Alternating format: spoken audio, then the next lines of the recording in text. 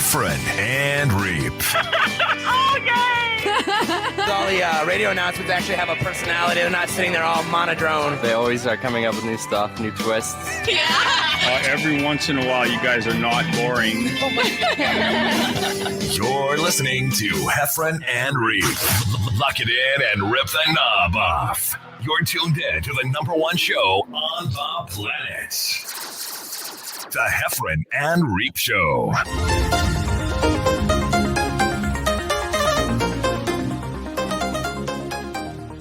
Hey everybody, this is John Heffron. Over to my left, one of your ears will be the voice of John Reep. Howdy. It's John Reep, everybody. You just heard John Reep, star of Netflix, star of Harold and Kumar, star of the John Snyder film Poker Run, coming up, highly anticipated. Those of you who want autographed pictures of the Poker Run DVD, make sure you go to John Snyder store and sign it. He's not signing them before Christmas or something. I don't know. What the hell are you doing? Make sure you do that. Welcome to the show. Subscribe, like, all this stuff. We have so much to talk about, dude. So much. So much to talk about. I'm excited to see you again. We were two ships passing in the night in the last two episodes. Last week I had on Kyle Troop. The week before you had on Tammy Pascatelli. And now we're back together again. We got a live audience watching us right now on Facebook and YouTube. I'd like to give a little bit of shout outs at the top of the show to let you know we are live. And it is July 26th, and it is 8:04 p.m. Eastern Standard Time. And I can see Jennifer, Rick, Heidi, Andy, Shane, Susan, Helena, all of you. Thanks for joining us. We've got a jam-packed show. John's been doing corporate gigs in New York City, and he's headed to California. This guy's doing the coasts on us, ignoring the middle of America for some reason. But go ahead. I don't know why I like this music right here so much. This is just how we should be. Well, John Reep. I didn't think you show your face around here, but you did. I don't know. Anyway, we have so much to talk about. Thank you so much, John. I was watching YouTube as I do. I bounce around. YouTube gives me recommended videos. Like you watch one video, and then it just kind of gives you recommended. Yes. So obviously I watch Joe Rogan's podcast, and it kind of just throws everybody, whoever talks about Joe.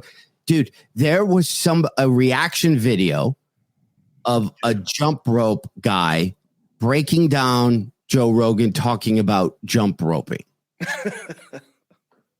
Right? Okay, so hang on. There's a guy who sells jump ropes, maybe? He's got a jump rope YouTube channel. So he just his whole channel is dedicated to the art of jumping rope. Jump roping. And then Joe started talking about it, and then he breaks down every, so Joe would be like, I own a jump rope, and this guy would stop it and go, he owns a jump rope. I own a jump rope. And he would go off like for 5 minutes and go, let's go back to the video. And then he's like, I do it for conditioning. And then he'd come back. It was, and then somehow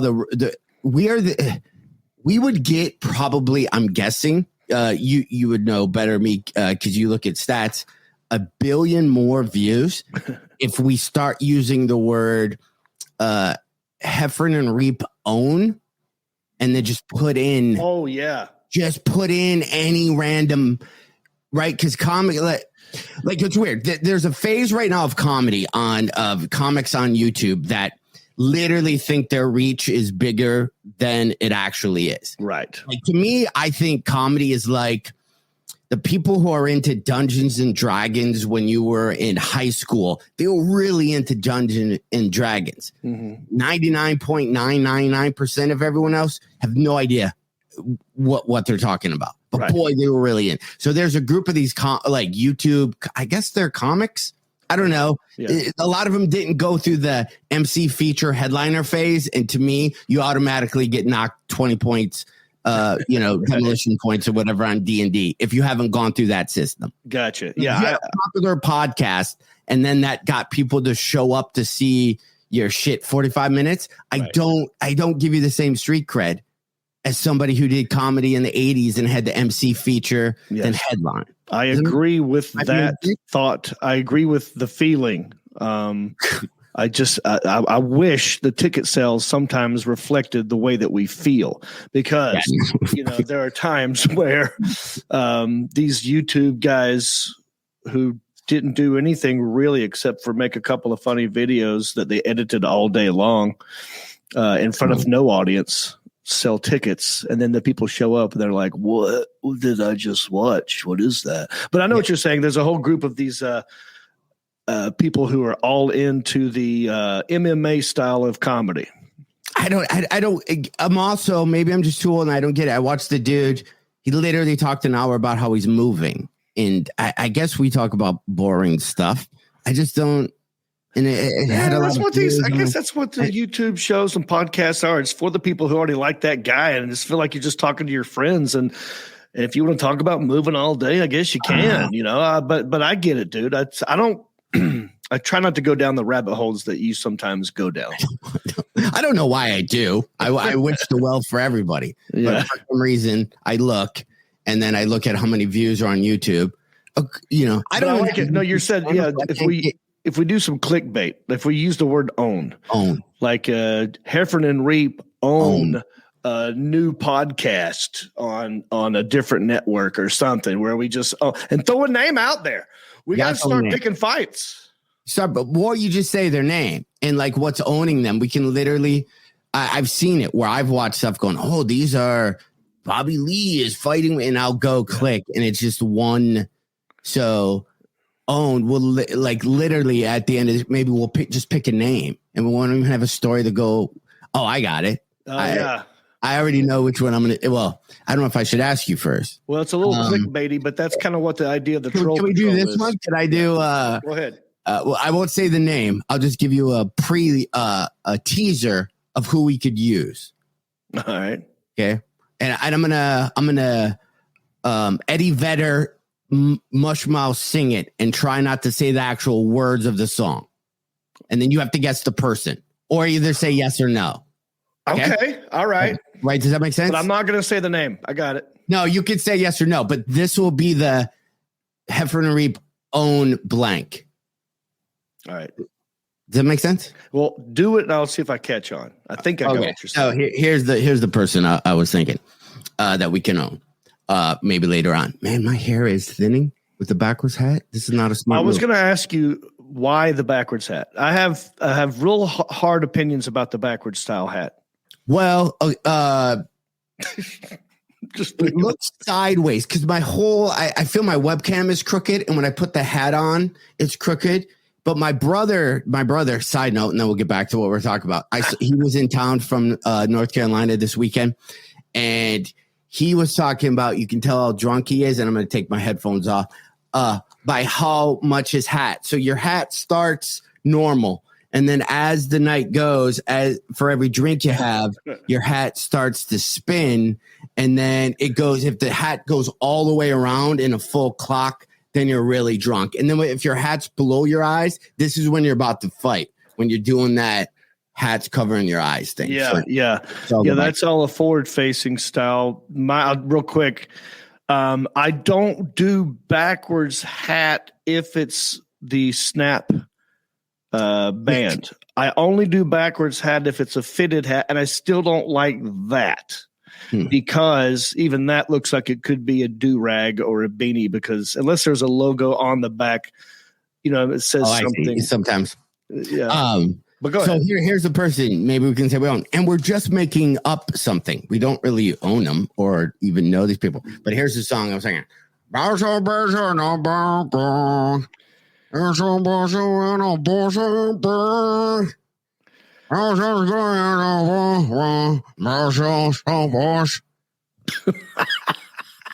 I'm doing. My birthday friend, what's it all? Oh, yeah. I know who that is. No? Yeah. No? I know who Think it is. about it. I'll give you other. Well, I know who it is. Am I supposed to say it or not? No, let's own them. Okay. That's who we own. That's well, who I don't know. I mean, I kind of did one. of him. Did you see the latest one? Yeah, well, we'll talk about, but yeah. So, right? Not, I mean, comics. Huh? Or we pick comics. Yeah. Well, okay. Damn it. See, we start picking on other comedians. We're going to get picked on. We got to be able to take it when they pick on us. I can't. I'm a wuss. I know what everyone thinks. You'll get really mad. I'll get mad and I'll cry. So right. So here we go. I have some random stories. I did some homework. Ready? Okay. And I even got upbeat music. Here we go, John Reep. Why does coffee make you poop? You ever wonder? I do wonder. We all know the feeling shortly after a latte nature calls, but does coffee really make you poop? For about 1 in 4 of us, the answer is yes. I thought it'd be more than 1 in 4. Is the real culprit. Culprit. There can be anywhere from 835 milligrams of caffeine in 1 8-ounce cup of coffee. Something about the acid nature of coffee also causes an increase in the production of bile acids in the body. The liver makes bile and stores it in the gallbladder, and the coffee can make the gallbladder release the bile into the intestines, causing diarrhea. That's why I time my 5-hour energies. You don't do one right before you get on stage, because then, right? Well, can I say coffee does do that for me. It's how I start my day. I like to get that going, get that first one out of the way, and then I can move on. But at the same time, these energy drinks that I drink, you do the 5-hour. I do, Monster Energy sometimes before a show to get the energy going. But that's got caffeine in it, and I don't get it with that, but I do get it with the coffee. If that makes any sense. Now, I didn't mean for this to go. Yeah. Well, I didn't say anything. Yeah. Have you ever came close to? We can't own anybody. Well, the answer is yes. Conversations we're gonna have. But have you ever came close? Yeah, totally. I have. Yeah, I mean, many times where, especially in the younger years, where I'd get a little bit nervous, and sometimes the nervousness would make it want to happen. I one time was driving cross country. I was in my 20s and I had to go so bad, but I don't think I was in my 40s before I used the public restroom. Believe it or not. Really? Wow. Was that because you were I just didn't want to go number 2 in a public restroom. I thought it was gross. So it is. And I checked into a Holiday Inn Express along the freeway, driving cross country just so I can use the bathroom. So I literally spent $120 to sit and not have it be gross. And I took a shower after, and then I went.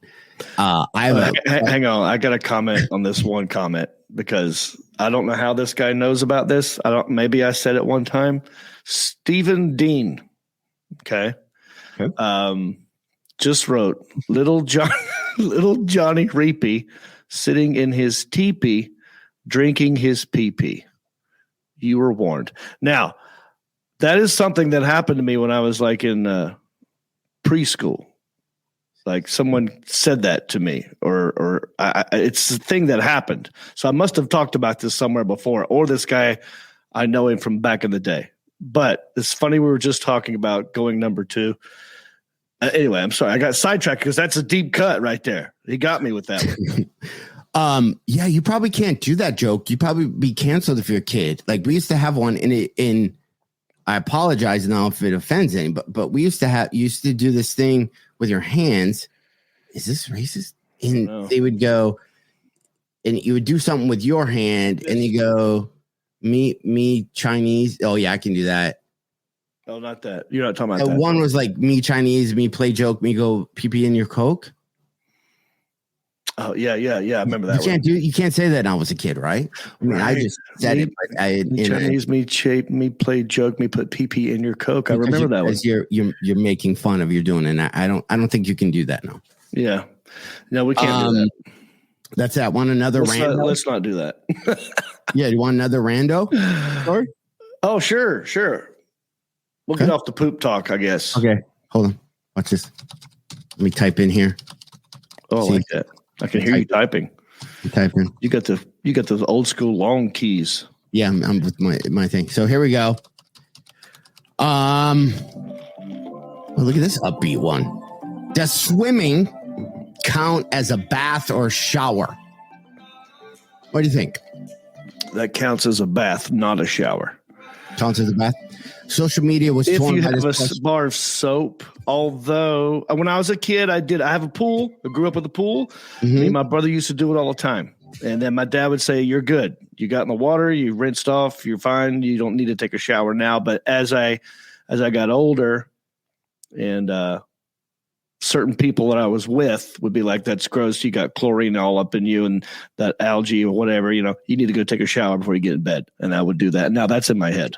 Oh, geez. So what people said, does swimming count as taking a bath or shower? Turns out people were split. Even the CDC weighed in with results of its own study, which found that 51% of Americans surveyed admitted to using swimming as an alternative to bathing. They highly recommend showering before you get in the pool, yet the agency did not actually declare any rule on what to do after you swim. You definitely shower, because then you got everyone else's pee and chlorine. Yeah, it's gross. What's funny is, like, I was just at a hotel with a public pool, and it said that you need to shower before getting in the pool. So which is it? Are we showering before getting in the pool, or we have to shower after we've been in the pool? I would probably Does shower anyone before ever shower before they get in a public pool? No one ever does it. No. Everyone just jumps in the water. Yeah. But you've seen that randomly. sign, haven't you? Okay, that's it for rando. I have so much more. It takes longer to read ebooks. Study shows it takes longer to read real digital books versus printed books. The study found that reading speed declined 6.2% on an iPad and 10.7% on a Kindle compared to print. I think that's probably because you're reading your book on your iPad, and then you're like, maybe there's one more porn vid I haven't seen yet, and then you leave the Kindle. You know what I mean? You have a lot more stuff to do on your iPad. Oh yeah, that's probably why it's slower. Oh, that's true. I've never owned a Kindle, but I've also heard that I'm not a reader either. But I can read, but I don't really read books. But I've been told that if you're going to read an ebook, a Kindle is better if you're going to read it outdoors, because of the you can see it better with the sunlight hitting it than you can an iPad. Which iPad it doesn't work well in the sun. You know how it is. So even on your phone, if you're out on a bright sunny day, you can't see everything. But somehow a Kindle's better. Have you heard that? Yeah, with the white I've bought everyone, and I like to buy books. I do that with audible.com too. I download every week a bunch of audiobooks, never listen. I buy a bunch of ebooks, never read them. It's a sickness. Lastly, when you read books, though, you got to put your readers on. You have them on now because you're reading stuff.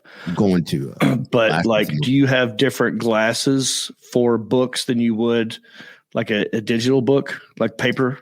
I just turn the font so it's 2 words a page. Yeah, right. I got also, you. For your books are like this skinny, but like that tall. Yeah. And for your country, I was thinking of this because you do a lot of videos. Most searched how-to videos online, and with this research, you should just start doing these with your country-ish. First one is how to use software or an app. That's the number one search thing on YouTube. Yeah. Second one, I like this one, how to get stains out of clothing. So just do country-ish, or we can do Heffron and Reep. Just Heffron and Reep own wine stains. And but we spell it Weinstein, right? People will just typo, because I'm known as the typo guy. So people will just look and we'll be like, "What? We were talking."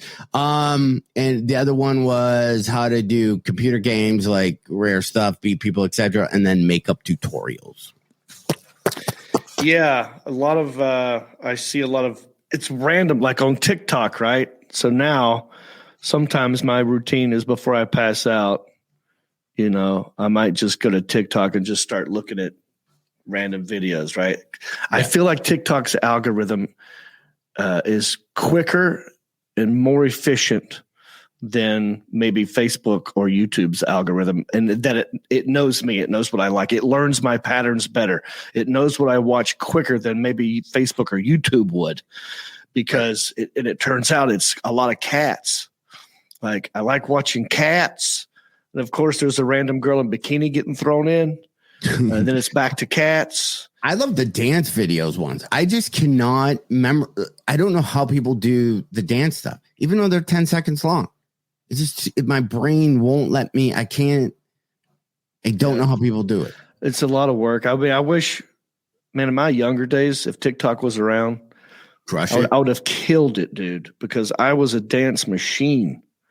Yeah. Like, that was my thing before comedy. You know, every guy has his strength and his weaknesses.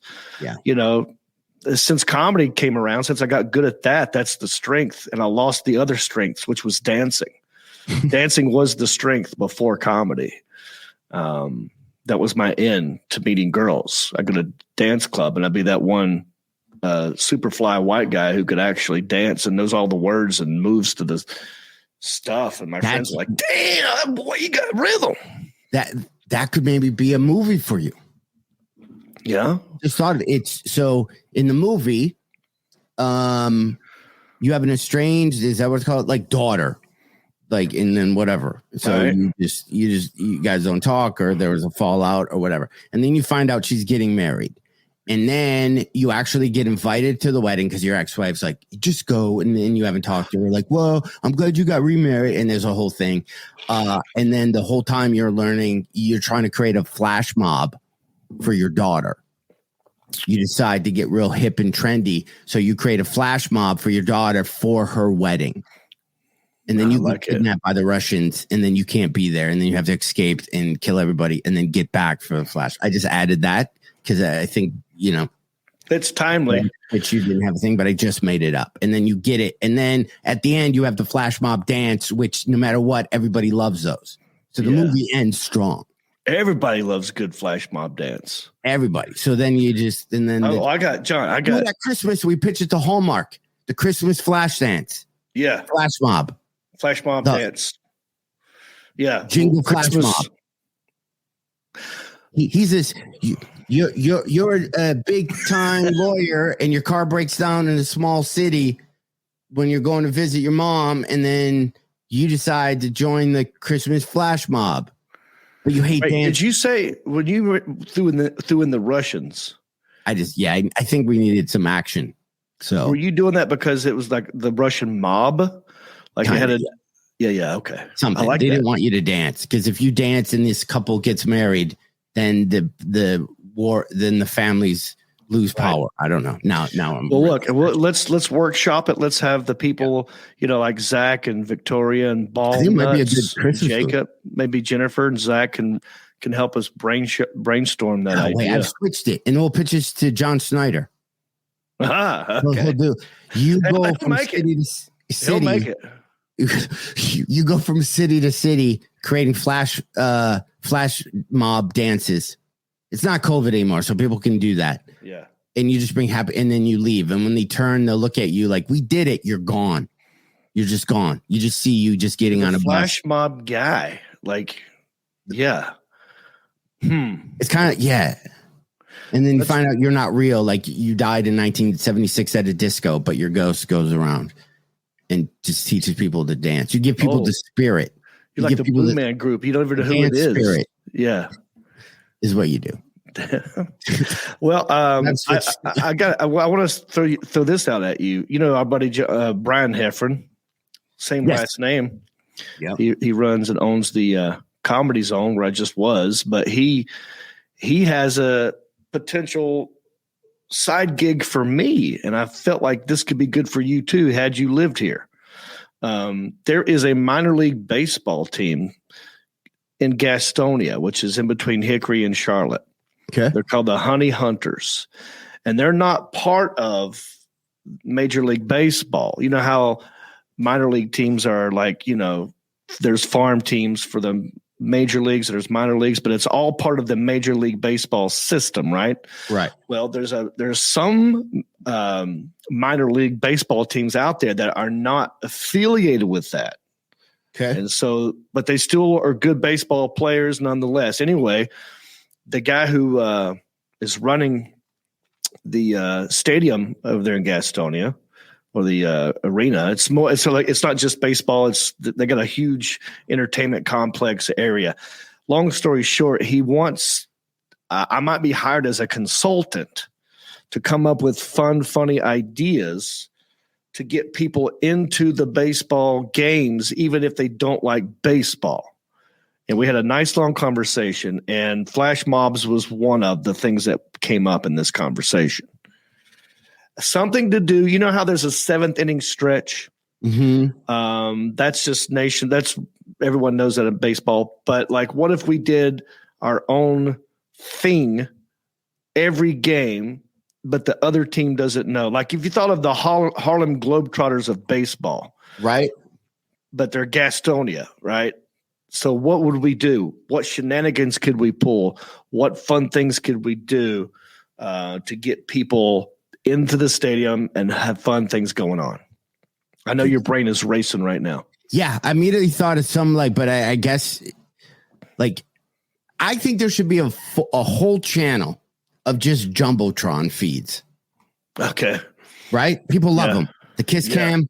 A lot of those are fake and staged these days, but that's okay. Are they really? Oh, yeah, 100%. We talked about that. There's a lot of these stadiums that are doing this just to get the viral video going, just so people might come to that. You know, there's a lot of these fake wedding proposals that go, the wedding proposal fail, where the guy wants to propose in front of everybody and she dumps a bucket of water on his head or whatever, you know? Yeah, there's a lot of comics. There's a lot of fake ones out there where they're like, so-and-so owns a heckler. And then you see it, and then you're like, that seems fake. Yeah. There are a couple other comics that also, I had a lot of fake punching. Like somebody came up on stage, and, you could just tell that it was. Maybe you do some dating night where singles go, right? Guys are going to go if they think women are there. And then you do like a Tinder swipe left or right, but on the jumbo. Some woman gets Paul, and she can start swiping left or right, and everyone can yell. A dating. Right. Oh, so you're saying like a dating game? Oh, wait, has that been done before? What? Has that been done before? I just made it up right now. That's a great idea. You're the consultant of this thing. Yeah, I'm gonna tell him I came up with it. Yeah, 100%. I'm working on it. That's a great idea. So I see it, right? So like the camera guy. He picks one dude. Well, he picks a girl first. It's got to be a woman. Yeah. But picks a girl first. Yep. And she's like, all right, over the PA system. All right, Lisa. Welcome to the Tinder. What's the baseball team name? The Honey Hunters. That's perfect. Dude, it's time for the 7 and Honey Hunter. Yeah. And we're going to hunt for this girl's new honey. And honey hunt, dude. And so she start with her, and she's like, "Okay, I'm ready." And then it cuts to like another guy, and she's like that way, like either yes or no. You go with the Jumbotron scanner, yeah. And then you just go, and it just and then she's picking live in the moment whether she's swiping right or left. Yes, on this dude in front of everybody. Yes, and then if she picks somebody, then you walk with a big thing of honey. Just like the Bachelorette, instead of getting a flower, she gets a big pot, the guy or the girl or whatever their pronouns, if she's into women, whatever it is, they get a big thing of honey. That's their flower. That's their rose. It's a big thing of honey. That's perfect. That's great, dude. That's a great idea. Yeah, I could see that one playing out. I mean, that could be on like singles night, Come play the Honey Catcher, the Honey Hunters dating game live at the Honey Hunters arena in Gastonia, the Honey Pot. Right? I love it, dude. Honey-do, and then honey-do list. Wait, a honey-do list. Honey-do list where you get couples that show up, and if the guy or the girl fulfill, the husband or wife fulfill the list, then they win a huge and it's something like you gotta full close as you're running from first to second. Yeah. If it's on, or you know what I mean, or it's this is great. I'm loving all this. I mean, with the honey. Okay, so I was thinking, okay, that's a great idea. That's the best idea that has happened with this whole thing. Other ones were fake, like flash mobby type stuff, but it doesn't have to be dancing. What if a flash mob wasn't really a dance, but more of like just a gesture? Like if everybody at the same time, like if everyone had the same phone, with the same exact same time on it, like right. It's like 8:01. Everyone just go like or something and just watch that happen, or something at the other team.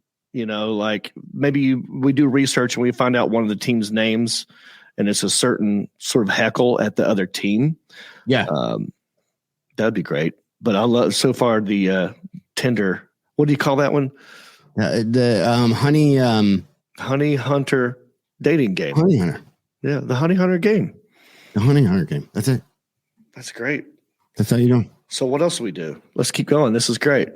or you do, but you got to get people into the whole deal is once they're there, they're there. So you got to get people into, into the stadium. What if, and this is a sort of a Chris Rock theory, an idea. He talked about the death of baseball. Okay. And how it's not incorporating enough of new stuff like football. You go to a basketball game, you're hearing different things over this PA system than you would at a baseball game. You're hearing at baseball, you're hearing "Take me out." Everyone likes that. You're hearing a lot of the organ playing. And not like maybe a DJ up there scratching. Like They need to incorporate some newer stuff. I think that could be a night. I don't think it has to be every game, but maybe like one night is like new age ways of doing things. Maybe the PA guy, the guys calling the game, are free to mix it up a little, be funny, and not just call it. Have a color guy, You could do the honey hellos, where you go and it's kind of like a FaceTime call where people can pre-record. People love long distance dedications or shout outs. So you can pre-record these shout outs to whoever they're there with and then play all those back to back. Yeah. So they'd see if you went with your girl, you'd see you going, "Hey, I just want to say blah, blah." And then you could do funny things with that, where you could have some fake ones. Yeah. I agree. And you just pre-record it. So you just get some characters to be really funny and crazy. And then you have a real one. So you have somebody breaking up with somebody on a Jumbotron. You have somebody quitting their job. But then you also have the real people who are there that night. Well, I like that idea. They need to incorporate more things on the Jumbotron. If there's a Jumbotron, that's the whole thing. I'm going Thursday to scout the whole place out on Thursday. I'll let you know. I'm pretty sure there's a Jumbotron. So more Jumbotron action. You know what I liked about going to, when I was a kid, I went to a couple of rodeos. A rodeo clown to me was hilarious because I didn't really care about this guy riding a horse for 8 seconds. I'm like, that's boring as a kid. I want to see the rodeo clown. I want to see monkeys riding dogs. Yeah, that is hilarious. So we need more shenanigans, like a clown, but like a cool clown. I was in Atlanta. Me and Michelle went and we went to a baseball game, and they had people in the audience had to race the streak or the bullet or something. It was a dude dressed like in a onesie he looked like a superhero. And then the person they pulled from the stands had to go halfway around the stadium. So that person got like a half a stadium head start. Right. And then the bullet or whatever the guy just takes off sprinting and then ends up beating the guy. even though he had a half. It was so much fun to watch. Yeah. I like that stuff. So yeah, people running is always fun, but you got to get people in there. So there's got to be, what about this mystery QR code? You have a big board that has a QR code on it that everyone's going to take pictures of. And if you show up that night, they could put your business, your website, your whatever on the QR code. And there's a kind of a raffle. So you would go. And then if they choose you, everyone it says the mystery QR code, right? You're going to take a picture of it just to see what it is. Right. And if you there and won, it would be bam, John Reep, Country-ish, Heffron, like that would pop up. So you're almost giving free advertising to the people who show up, but you have to be in. Oh, I like that. And that could be after That's 2. Every inning. It didn't have to be 1 a night. That could be 9 a night. And here's your random into the second inning QR code. Where will this one take you? Sometimes it's a joke, and sometimes it's a legit person's you have a big business. board with just the big QR code. Yeah, and it's just somebody can change it. Camera up. Can change it throughout the evening. Right. Damn, that's good. That's 2 good ones, dude. Yeah. Oh, I got more. I mean, I just sit here. I mean, I can't. No. But yeah, that's awesome. Yeah. Hey, what about you guys at home, like Zach and Chad and Sean and Jacob? What do you think? You got any good ideas for a minor league baseball team? I told them to watch the Beer Battered Bastards of Baseball. Have you heard of this documentary? No. You would love it. It is, Kurt Russell, the actor. Yeah. Did you know his dad was a baseball player? Did watch that I did watch that. So what they did, and I think they should steal this idea as well, is have open tryouts. They had anybody who in that town who wanted to try out for the team could come try out. And they ended up getting a lot of good players after doing that a season or 2. But make it more about the community. Like get local people involved. And I threw out the idea of like when you're in a small market, the celebrities in that town are usually just the guys who own car dealerships, because they're the ones who are doing local TV commercials. You see them all the time. Come on down here. We're doing this. We got these Toyotas. Big guy floating. Right. Yeah. They're the ones that are spending local money on local ads. Right. Mm-hmm. So somehow we got to go use that to the advantage of getting people aware of the team, the baseball, get those guys who own the dealerships in there involved somehow. I don't know, but this documentary was really good. I think you'd like it. You could have somebody, take a pitch. Somebody have a local high school kid. Yeah. Throws 3 balls to one of the players. Right. And see, player, if you get hit on. Why is there only a first pitch? Why can't there be a last pitch or a 7th inning pitch? I think you do a first pitch almost for cash. I think that's where you get selected. Okay. So somebody in the crowd has they do it at basketball games all the time. They try to shoot the half court. Or just run the bases. There's a lot. Dude. Yeah, there's a lot. Alan, hold on. Let me just do this. Heffron and Reep. Subject change. Real quick, John, let me just do not belly up. Want this? Hey, Mid-Michigan. Alan, if you could throw up, if you have any of the dates for our Heffron and Reep. That's How We Roll tour. You can't really click that link, but there we go. August 24th, Howard City, and we're going to go through the thing. Tickets are selling, although first Howard City one, John, I heard we're performing next to an ATM. So some of these are going to be... Okay. This is so loud, but I like music. Some of these are going to be interesting places to perform. Like I have the girl I'm dating has a bunch of family in that area and they're coming to see me. And I'm like, I've never been. This is the thing me and Reep are doing. We're doing it kind of just for the story. We're doing, we're going to these bowling alleys because a lot of people don't know is we're starting the Heffron and Reep Bowling Alley Bar. It's a huge franchise. If you're interested in franchising it, most bowling alleys are probably going to have the Heffron and Reep Bowling Alley Bar in their bars. We're kind of like Toby Keith in the sense of that he has restaurants in every airport. We're probably going to have bars in every bowling alley, even though me and you do not even bowl. But we just think it's a niche that is left open, and we're going to bring just a new energy and a new style to bowling alley bars. And August 25th, we're in Wyoming, Michigan. So, by the way, and then on the 26th, I believe we are in. No, that's wrong. That's wrong. Old one. On the 26th, I believe we're at the Park Theater in Holland, Michigan. I have to say something about the. Here, I'll go to my tour dates. I got you, buddy. And people can click on links if you are in the. So we're not in Rockford, Michigan on the 26th and 27th anymore? No, we're in Holland, Michigan, one of those. It's on the newer graphic. And then we also are in Muskegon, Michigan on the 28th, though. Yeah. So I'm following everybody. So that's the Heffron and Reep. That's how we roll to all through mid-Michigan. It's a good vacation time. Just if you live in Michigan or in that area and just want to see something fun, get a hotel room in Grand Rapids and then show up at one of these shows just so you can see us. Every one of these venues, though, dude, have other comics coming, and they're plugging everybody but us.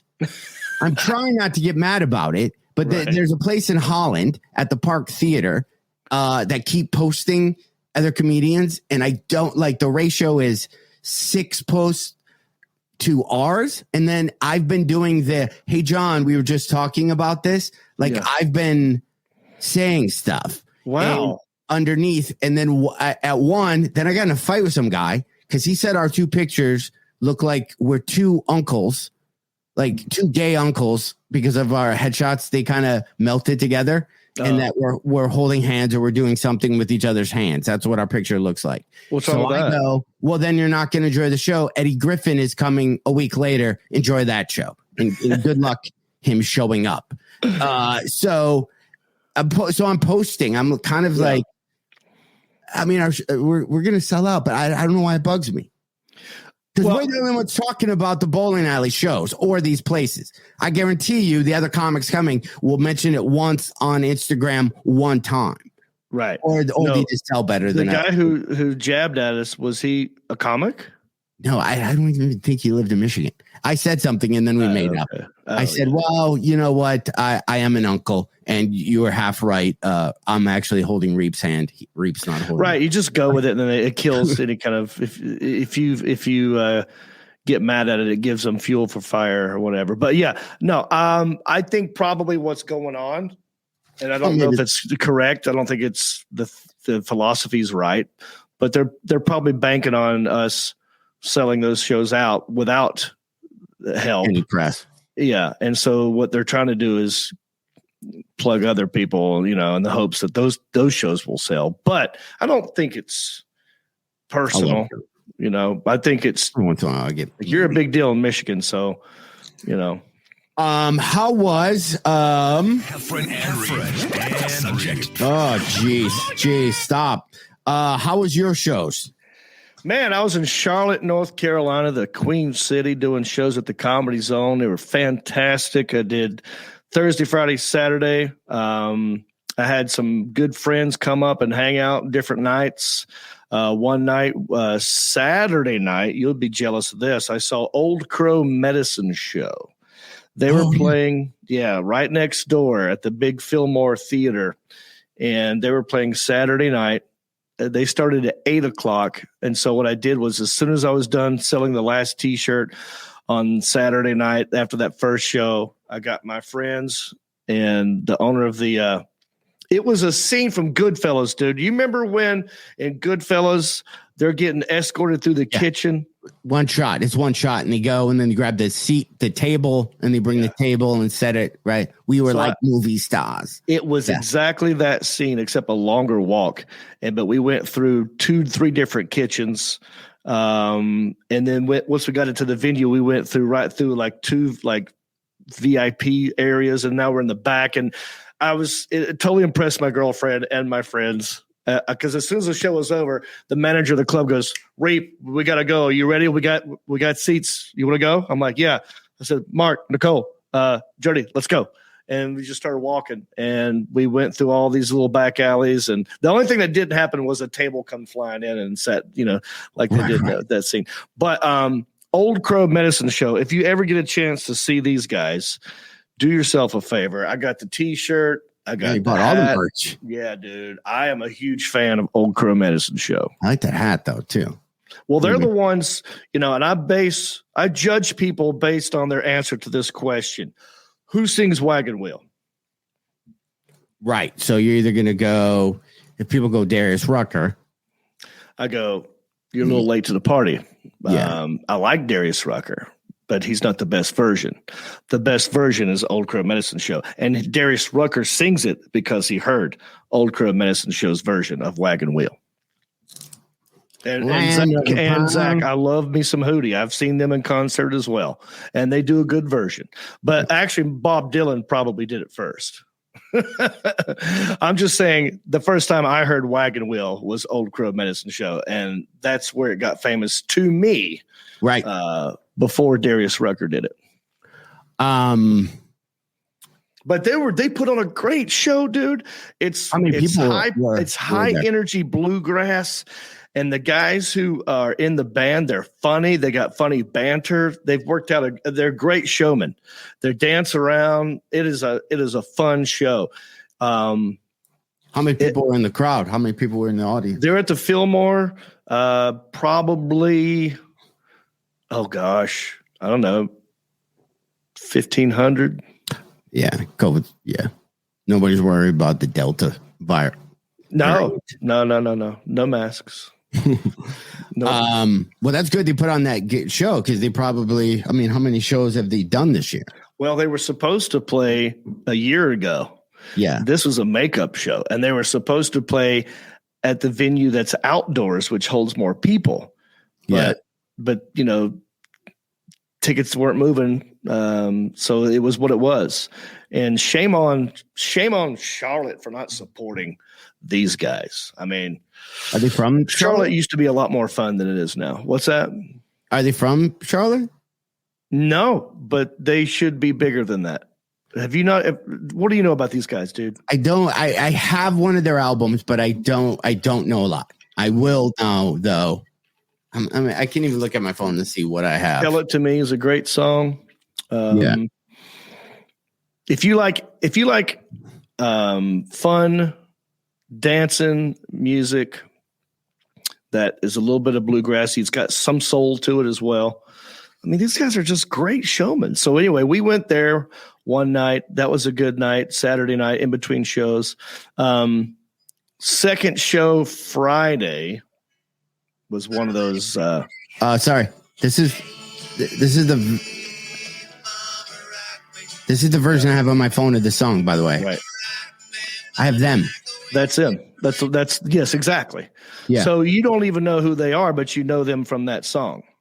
Yeah. Now, I remember you asking me, have I heard Wagon Wheel for the first time? Yeah. You brought it up to me. It's like, yeah, I've heard Wagon Wheel. Have you not heard Wagon Wheel? And then I told you it was Old Crow Medicine Show. This was probably 3 years ago. Yeah, that's probably why I have it on the phone. Yeah. Right.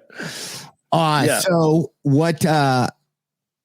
But second show Friday night was one of those drunk crowds. There was like a whole table to my left, sitting front left, so they're in the light, and you can see them.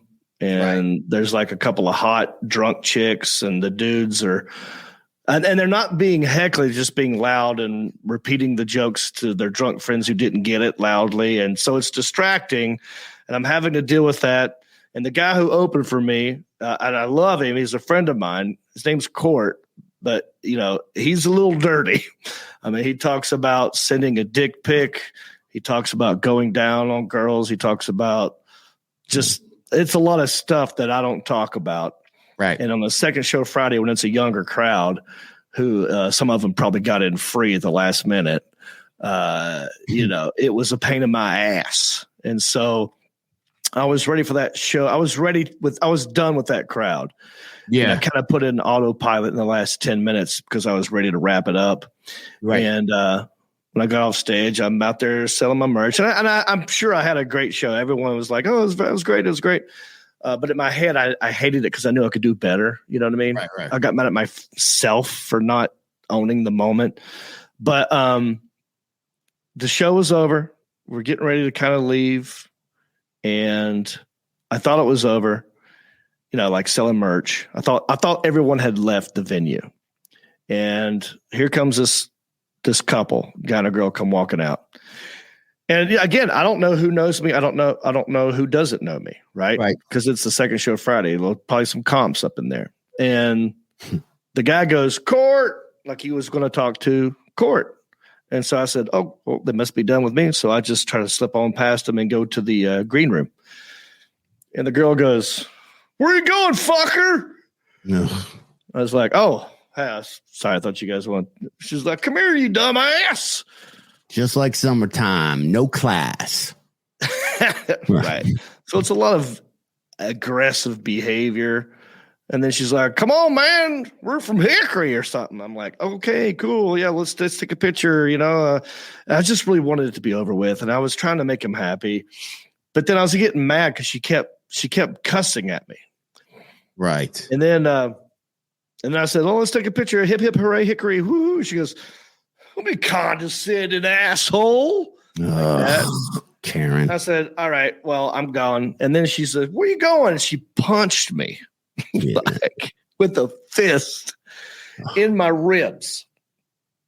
And then I cussed them out. And I said, you got to get the fuck out of here. Go get. I'm leaving. You have to leave. And then I went, and then my girlfriend was like, what just happened? She goes, I thought you knew them. I was like, I don't know who they are. My call comes back. He goes, I thought you knew those guys. Like, I thought they knew Court. I don't know who they are. I don't know why they were still here. They lingered. They're the last couple to leave. So whoever you were, if that lady's watching me right now, I got you on camera assaulting me. If you had any money, I would take you to court.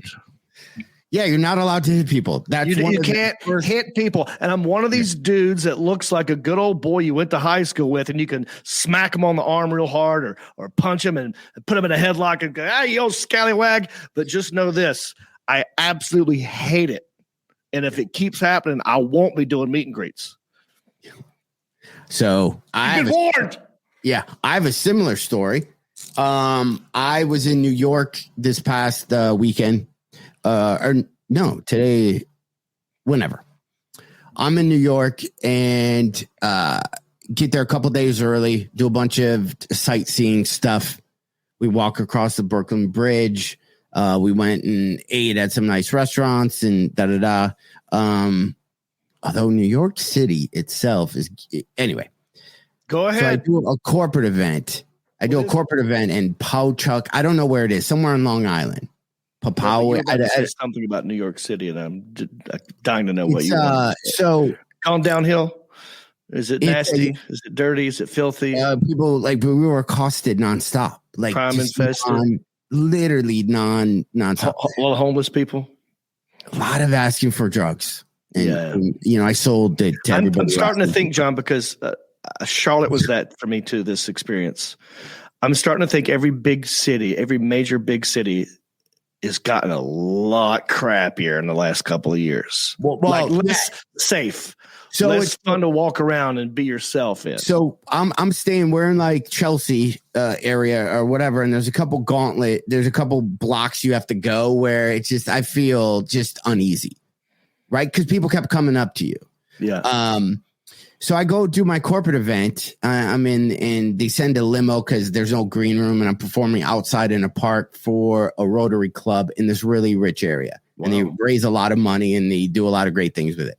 And it's a cigar and steak thing. So everybody there are business owners, and it just, kind of looks like it's going to be a hell gig, but a lot of times you can turn those into, because they're all there. They've seen every comedian, like every famous person has performed at this thing. So, and because of COVID is why it was outside. Right. So long story short, and I'm getting paid, corporate money. So I go back to the little bar before I have to walk, not even on stage. You're in a tent. You're going to stand on the grass, right? Okay. And the jazz band is breaking down their stuff. And the guy, I don't even get an intro. The guy goes, well, we raised this amount. Now here's John Heffron. That's the intro. Right. So I'm in the back. So I'm sitting there and they go, this guy, so-and-so, he's president or vice president of this, of the hospital, So I'm assuming he's got a rich guy. He looks at me and goes, you're the comedian? And I go, yeah, and he palm with his hand comes out of nowhere. Like you're throwing a hook and smacks me on the side of the face, open it like, big palming hand just hit me in the ear and goes, you better be funny. To the point, it was a smack, dude. It was an open, it was bah. And then the guy goes, here's John Heffron. I literally go from ringing ear and I get on stage and I was like, one of the first you perform out of my mouth is I go, how old is too old to get in a fist fight? I literally start talking about it like the second I get on stage, and I couldn't let it go. Then I get off stage and everyone's around. The guy who brought me there is like, hey, great job. How much time did you do, John? Huh? After that slap, how long was your set? I did like 30 minutes, but that's all I was supposed to do. Right. Okay. So I get off stage and I don't know, there's a local ice creamer there and they hand me this little thing of ice cream. And I'm talking to the money guy. The other guy isn't around. And he comes back over and he says something again and he does a little shove. So then the limo driver, the Sicilian guy, comes over. He goes, I can't do his voice, but he's like, this is the second fucking time that guy's fucking touched. And I'm like, yeah. Right. I go, I don't know if anyone's handing me a check. Or is this, there's pride, but it was also a lot of money. So I'm like, and I go, I don't know what to do right now. I guess let's just fucking go. And we got a piece of pizza and we jumped in the limo and I went back for 2 hours. And I was just livid the whole time. The last time I told the guy, I go, did you hear my bit about you keep your hands to yourself? Like, you're kind of touchy like that. Yeah. And I don't know if I had to look, I have a temp. I don't know why I didn't. Still think about that. I think about that. I laid in bed, and then one time I was in DC and I bought donuts. And as I was walking, this guy who was like 6'6" walks right towards me, him and his couple of his buddies, and just grabbed the donuts from my hand and did what the fuck? What are you gonna do? And I was like, I just lost my donuts. You know what I mean? like you could, but like though I have a couple of things that I lay in bed and I just wish I could. Yeah, we would go back and do those moments again, and in your mind you beat the crap out of them, and smack fly around like Superman. But it was, I'm angry for you right now, and so that's the guy.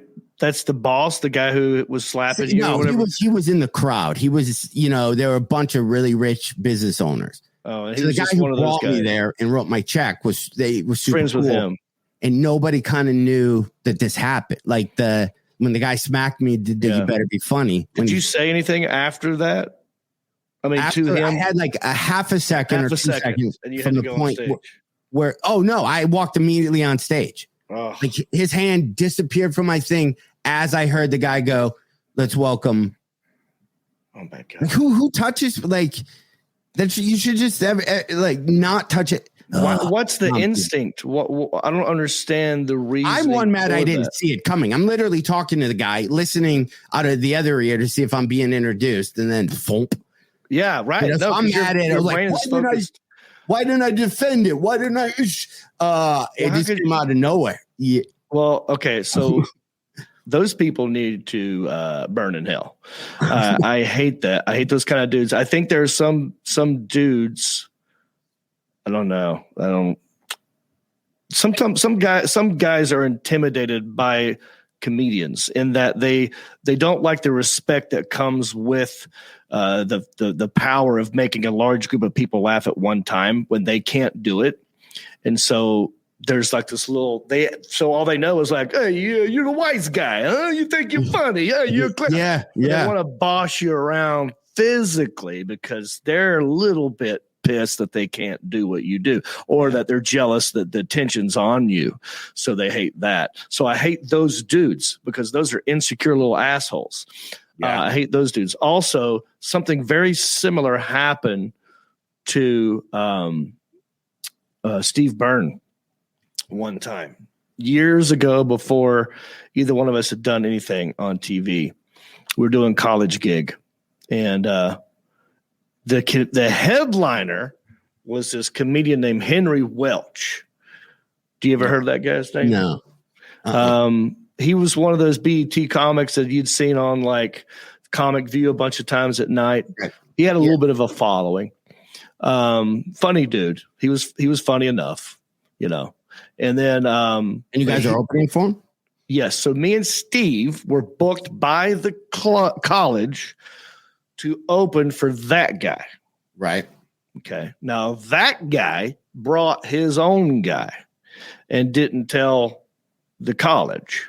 Yeah. And so me and Steve Byrne are back there kind of talking, and Henry was in and out, kind of talking to us, kind of not, you know, he was aloof, but his opener was not. He was just kind of being douchey a little bit to us because he knew Henry or something.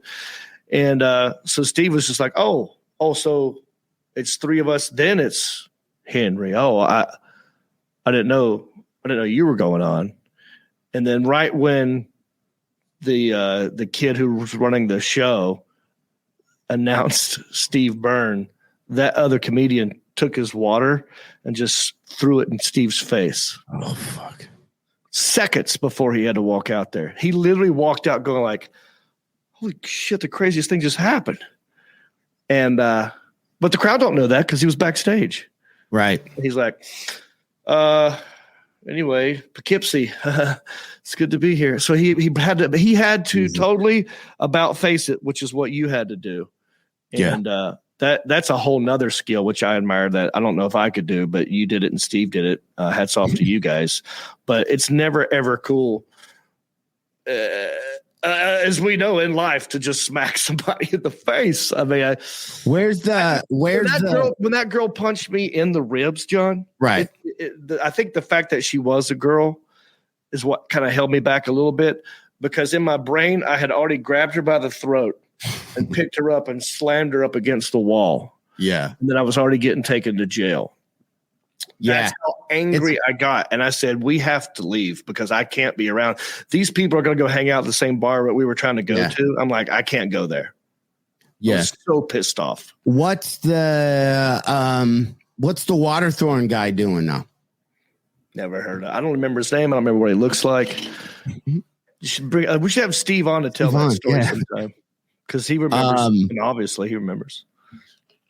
Yeah, there's a couple times where I've gotten that, but it's a lot of touching. I was in Tampa at the Improv selling merch, and this guy was big dude, shoots a double leg on me.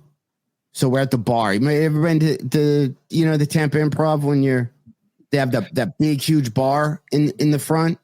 I've been in the Tampa Improv one time. I always do side splits, but I know what you're talking about. It's a really big, long bar. And then if you're selling anything, CDs at the time, you kind of stand as people are walking by you. So I'm standing there, and this guy shoots in.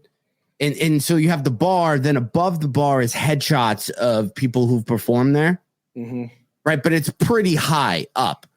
That guy lifted me. He got underneath my waist, took me off my feet. This is me. I'm selling something to somebody else. I went higher than those pictures above the bar. That's how far up he took me. Because the guy was like 6'4", 6 like so. He lifted me, and the only thing I could think there's a wrestling move if you get dumped where you hook their leg with your foot, so you can't literally be dumped on your head. Right. Okay. Right, and then he did an extra little crush, a little squeeze, and then he dropped me. He was like, "You're hilarious." I look over at the door guy. There's 3 huge door guys working there. Every one of them was playing Candy Crush or on their phones. Right. So then afterwards, I went over. I go, "Do you guys make it past the level?" Because that dude just lifted me 15 feet off the ground. Like he easily could have. You have to kind of have eyes on the comic if you're standing there after. You know, I don't know. So none of that's gonna happen. Well, you know what the problem is that's too. how we roll. Sometimes what happens too, I think, is that because we are, I don't know, I don't want to sound like a narcissist, but we are pretty good at what we do. Even with the crowd afterwards, like I'm really good at like doing meet and greets and hanging out with people. I will take pictures with people and I'll put my arm around guys too, you know. And so sometimes the guys working there, the bouncer guys, they don't know who I actually know and who I don't know. Yeah. So if I had a friend of mine that I went to high school with, for example, my good friend John Beaver came to see me. He's a big boy. He has every permission in the world to pick me up, right? You know, because we have that relationship, right? So had he done that and a bouncer didn't know and started picking a fight with my friend, that would be a no bueno. So I think sometimes those guys don't know who we know and who's a stranger because we're in the moment. We're trying to be happy and everyone's happy, and it's like it's not an aggressive thing, you know. It just comes out of nowhere. Yeah. It's so frustrating because it does make me pissed off, and it makes me not want to. Anytime you get hit, like it's, you know, it. But even if you're joking with a friend, like if we were at a bar after our That's How We Roll tour, which those tickets are selling out, go to Heffron. Click some link. There's some link somewhere. Yeah, go to heffronandreep.com. You can click on my tour or your tour or anything. Yeah, or it'd be somewhere where you're watching this. I would never, even in the most drunkenness, just kind of messing around, start doing be the drunk guy where I start shoving you or even touching you. Mm-hmm. You know, you have those friends that do that, like flick your hat off your head. I got rid of those dudes quick in my life, by the way. Right, like or they like kind of shove you, like the play fight guys. I just don't like it, like handsy. Like I don't. It bothers me. Or even after, if people are close talking, even when you're after a show. Yeah, close talkers and the physical hat flipper dudes smack you on the arm real hard. Like, you know, we all knew them growing up, but then as soon as I got to college and met some other people and those people who were in my life that were those people, I'm done with them. I'm like, I have no need for you anymore at all. We have to talk to Byrne about about that, because I remember performing in Lansing, Michigan at this place called Connections, and the owner of the place was very playful, but he would do this thing to me because I'd MC. He'd walk over and goes, "Hey, I need you, make sure you do 6 minutes. And when you bring up Killer Bees, make sure," like he would give me a thing. And right before I went on stage, he'd go, "Oh, and he's the owner." So you go, "What?" And this is back when you wore tucked in shirts. Okay. He would grab my shirt and untuck it. Yeah. And for whatever reason, and then I'd have to walk on stage tucking my shirt. And when you're new, trying to like remember material, for some reason, that threw me so bad. Like I could never get out of the tailspin. But you knew him, right? I mean, you knew who that guy was. But it still makes me mad to this day. Yeah, it still sucks. There was a lady who ran a club that's no longer in existence. So this is what you get when you do these things. Who was, she thought it'd be funny to put a fart machine on the stage, unbeknownst to me, and sit in the audience with the remote and just hit the fart button from time to time. So as I'm doing comedy, right, 10 minutes into a headlining set, you'd hear the owner of the club. Well, the manager, whoever's in charge, I wouldn't say the owner because it wasn't a real club. It was a restaurant that decided to try comedy on the weekends. Mm-hmm. And so it took me about 30 minutes to find out what it was. I finally found the fart machine on stage and go, who did this? And I just berated them. And I remember predicting, this is why you're going to fail as a comedy club. You keep sabotaging your headliners this way. It's not going to be the recipe for success for you. What's the maddest We plugged that tour, right? What's the maddest you don't even have to say the comic, but where you wanted to kill another comic for doing something? Yeah. I've got I know who it is exactly. Yeah. It's the only comedian I've worked with where I wanted to kill him, and he and the only Canadian that's ever pissed me off. Canadian. Most Canadians I love, but this was the only one I ever met. I was like, what a douche. But I don't know. I had one Canadian at Just for Laughs. I think he was a really popular comic in Canada, and he was dick. But there's guys that are dickish off stage, like Jim Belushi. Yeah. I was livid at that guy at Just for Laughs. Was such a dick. Yeah, wow. What did he do to you? I also heard he's a male chauvinist pig. We did a gala, so if at Just for Laughs, they would have these big shows and a celebrity would host it and then the comics would do it. So this is back when you had disposable cameras. Mm-hmm. So I go, hey, let's get a picture. And he said not now or something. I don't know, but I wasn't talking to him. I was talking to Harlan Williams. So he looked at me and said, not now. And then I just and as we're walking, I don't know who the other person was, me, Orny Adams, some other comic. I did like a selfie back then, but with a disposable. Yeah. Or a flash went off. Right. And that dude ran across stage, got right in my face. And he's a big dude. He's like, what the fuck did I say? I said no pictures. And he takes the camera and he chucks it like in the theater, like in front of whoever else was doing the gala with me. Yeah. So that was a dick move. Another one, man, I'd love to have that camera. Yeah. Right. And then another one, I was in Cincy. I was at the Cincy Funny Bone, and the feature gets on stage and is literally going from person to person. What do you guys do? What do you do? Are you guys effing? You guys, does she take it in the going through that to everybody in the crowd?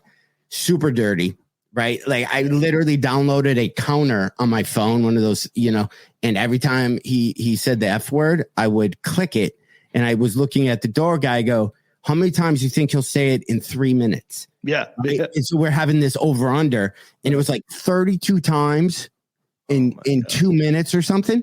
Wow. So he gets done, and I go to the manager at the time, who later will lie about the numbers and go to jail for skimming tickets, but everybody thought I was the dick. But anyway, let's continue the story.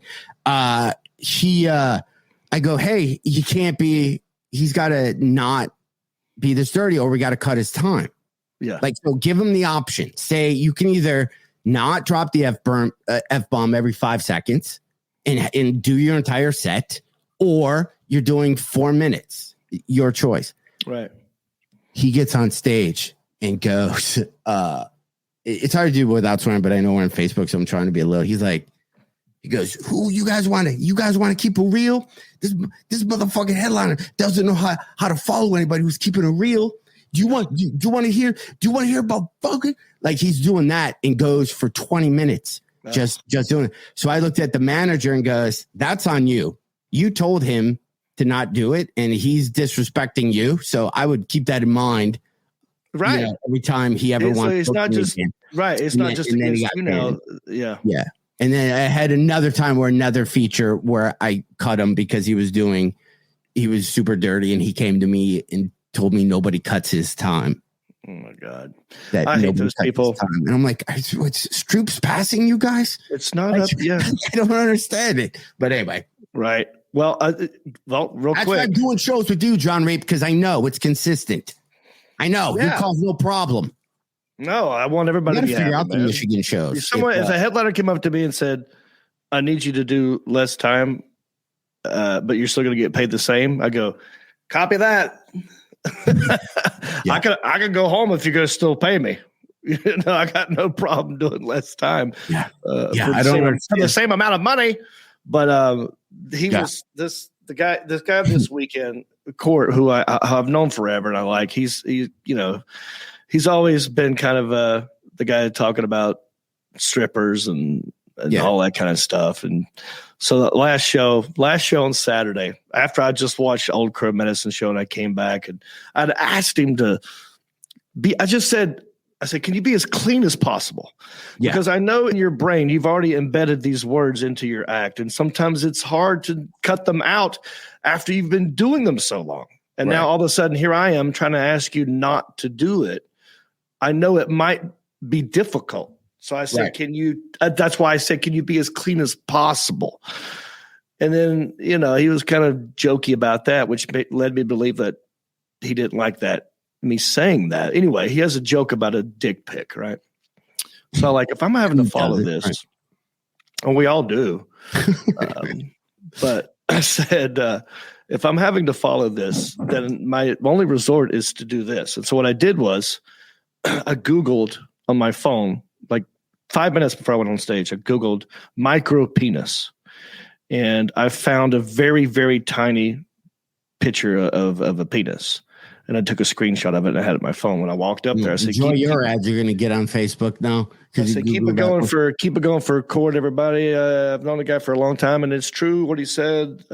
He has the dick pic. I've seen it. He actually sent it to me. I've known him forever. I got it right here. And I just pulled it up and I just showed everybody in the crowd. It was that big. I mean, it's hilarious. And the crowd, that's how you have to follow it. And I hate that it took me so long to figure that out, or having to resort to it. But I don't like it when people take offense. Look, because a headliner, we're all comedians in this business trying to make a buck. But if you're going last, it's harder than going first or second, right? We got a lot to deal with. And if we're asking you to cut something out here and there, it ain't against you necessarily. It's more about what we need in that moment. So chill out. Yeah. Right? I know that there's guys that have, if you're new featuring for them, they'll hand people a whole piece of paper with topics you're not allowed to talk about. Oh, certainly. I think we're just too nice about it. I think you just go, here's the thing. It's not debatable. It's not a conversation. It's not a discussion. You can either not, Yeah, that's why. Some guys will just bring their own dudes, but some headliners are not nice people, or not. It's just they're not there to make friends with other comedians. Yeah, it's just I don't care about you. I'm doing this job, and we will never be friends after this. So, you don't have to like me. If this you don't want to. This reminds me of right here. Second adolescence starts at 50. It's exactly what you're talking about.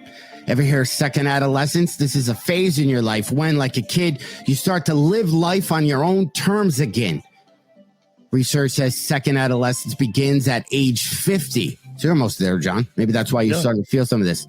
Key signs you're reaching the life stage include no longer caring what other people think, being more open to talk about personal issues, and choosing to pursue lifelong dreams. Top signs you've reached your second adolescence, not caring what other people think about you. I still do. You have more confidence and express yourself. You want to kick up your heels and have fun. You say what you want when you want, and you feel more lighthearted about life. Maybe I'm preteen then. Maybe I'm not quite, I still have some hangups. But anyway. That was random. Let's take a quick poll. Okay. The picture, I have it right here on my phone. Oh, I don't want to look at it. I could hold it up to this camera if people wanted to see it, and then you could go back and watch this later. I will only do it for a second. So it'll be physically on the... Or is that bad? I think, I could get us flagged. For what? It'll get us flagged. It might get us flagged. But if people really want to see it, it's going to get flagged. Well, how do we? Yeah, I'll tell you what you do if you really want to see it. Right? Do you have a texting program? Yeah, you just type in this word, tiny, then DICK. Okay, 1, 2, 3. It's the third picture that comes up on Google. If you hit tiny DICK, the third picture is the one that I used. Okay, there we go. I'm not doing it. Watch this subject change. Heffron and Reep. Subject change. Know what I bought from Amazon or eBay? What? Dude, this is the funniest transition. I'm doing this on purpose. This came. Can you see it? Original box Grover puppet. Whoa. Wow. The 70s, dude. Where'd you get that? Here. You bought that on eBay? I bought this for my birthday. Oh, so were you just like a big fan of Grover? I love this puppet. Really? Yeah, I love the puppet, but he's too. Oh, look at him! Look at him! He's been staring, watching the. Wait, I don't know. Okay, so I don't remember a whole lot about Grover. Talk like this, right? Oh yeah. Yeah, dude, I'm afraid of look at just he would just wait. When you bought it, had it never been out of the box before? I don't want to rip them. It came in the box, but it has been okay. So it's not like mint condition, never been opened from the 70s. It's someone had it, put it back open, in but the box is there. That's pretty cool. Yeah. Does it have the Velcro hand straps you can put around your neck and it'll hold? Yeah, and then he's got an arm thing where he can hold like a stick. Up. Yeah, an arm stick. That's pretty cool. You know who I loved? My favorite Muppet was Fozzie the Bear because he thought he was a comedian. Remember that? He would tell a really corny joke and go, waka, waka, waka. Yeah. I did Just for Laughs with the Muppets. I was on the Muppet Show for Just for Laughs. God, I remember that. Yeah, that whole story. I've told it before. No. I'm sorry. I missed my. I remember you tell me that story, but also Last Comic Standing the year. No, it was my year. Towards the end, we had to do a stupid thing with Muppets for a minute. Yeah. Oh, that's the worst. Talking to, and the person's down there, and you're not supposed to look down. It's the real Muppets, though. It was Jim Henson's company. For you, that's cool because it was. But I didn't get my picture taken with Fozzie. By the time I had to do some dumb thing after, and I looked, and every comic was like, I just got my picture taken with Fozzie. And I got one with the boy in the newest movie, the little whatever Muppet, some new one. Oh, okay. Yeah, so anyway. Well, damn. Yeah, I'm going on a quest to buy old toys back. So. Well, look at you, man. Doing your second adolescence. Right. Right, because you're fit now. Oh, Grover. Yeah. This would be Animal. I'm sorry, Animal. The other one was Grover. So I have I always felt bad for Animal because you couldn't understand him. He was lovable. He had a lot of rage, but he had a unibrow. Yeah, right? Yeah. Dude. I'm a grown man. I'm 51. I just bought I like the Swedish meatball chef too. Yeah. Oh, that guy. That was like the first impression I ever did. Like, I just walk around in the bird. I get in the bird there. In the bird. Spurgy. And my mom would be like, knock it off. And I was like, in the bird, stupid there. Smart. I wonder if that's racist now. Because you're making fun of a person's accent. I don't know, but I'd love that. Yeah. Yeah. That's pretty good. We had a guy in my high school who looked just like Beaker. Yeah. He had like a skinny long neck and bright red hair. His name was Ray Workman, and everyone called him Beaker. And I felt so bad for him because I have red hair, but this dude had bright red hair. I'm talking it was the color red, not like whatever this is, gingery sort of, I don't know, rust looking color. All right. Let's wrap it up, dude. What else we got to do? No, I don't like that. Wrap it up. What's this one? What's Happy Walk? This might be a little too upbeat. I'm still mad at that guy that slapped you in the face, dude. I'm still mad at that guy. Dude, it's anyway. Don't forget, if you're in mid-Michigan, know anybody in any of the places we're going, Holland, Michigan, outside of Grand Rapids, Michigan, Muskegon, Rockford. Me and John Reep are doing that. That's how we roll tour. These are all places that only seat 100 people, or one of them may seat a couple hundred. They're in back alley bowling alleys. We know the situation we're getting into, and it's going to be awesome. Because when you show up, oh, dude, we need to do that as a kid. Oh, shit. Hold on. I know you want to go. Can we do that? I'm listening. So I wish we had a That's How We Roll tour. Okay. What are you talking about? Hey, can we do the Google search guy or commercial guy told us to do video. Video does better. So we have 15 seconds to go. I'm John Heffron. I'm John Reep, Mid-Michigan. We're coming to you. You want to shoot a commercial? Let's just do it right now because we're here. Promo? And then we don't. So I assume that the Alan Jackson, before we start this, you can be recording this and possibly we could use this later as a separate video. Is that what you want to do, John? Yeah, we might as well just shoot it now.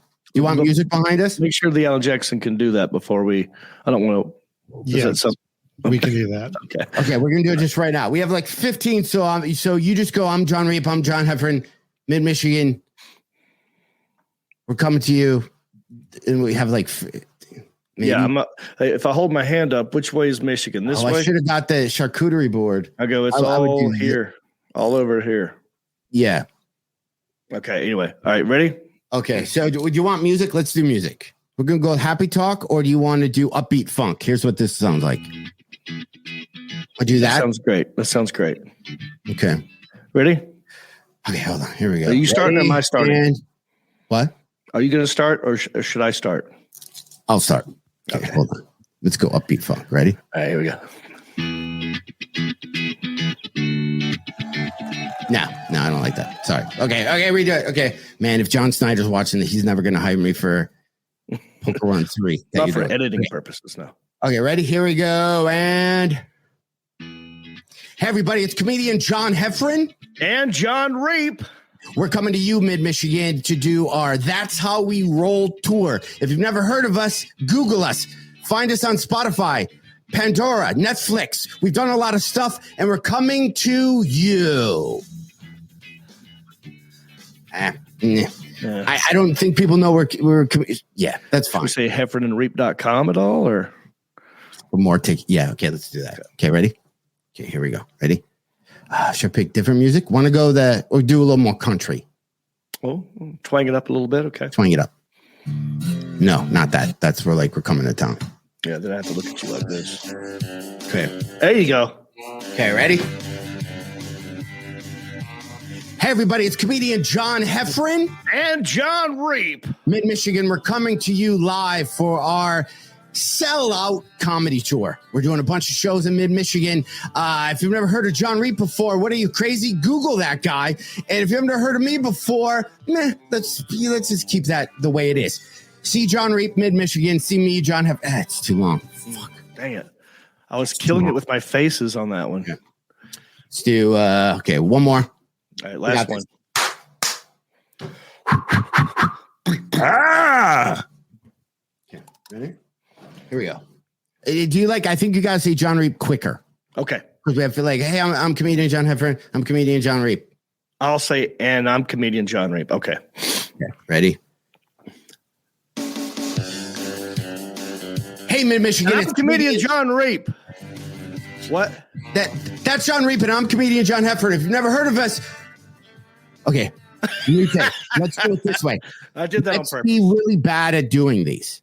Then that gets rid of. Okay, just watch. Follow me. This. Right. Okay.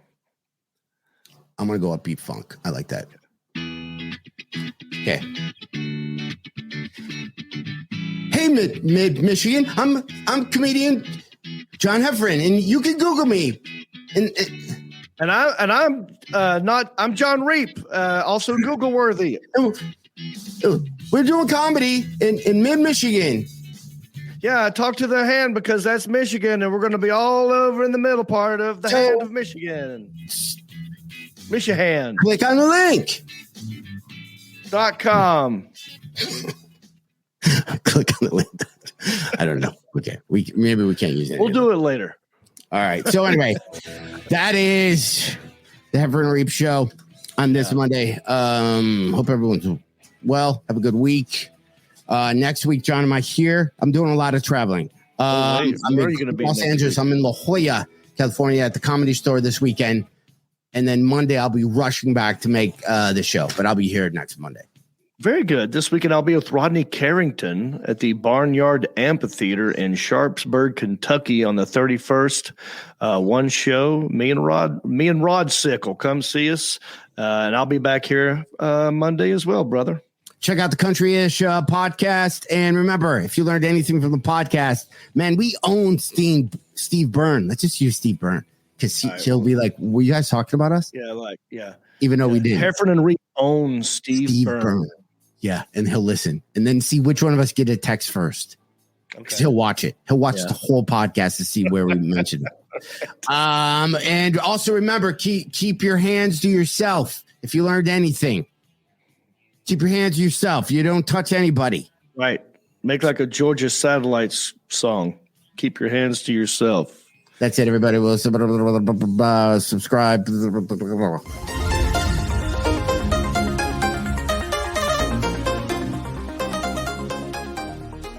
Since you love the Heffron and Reep show, please go to iTunes and let them know.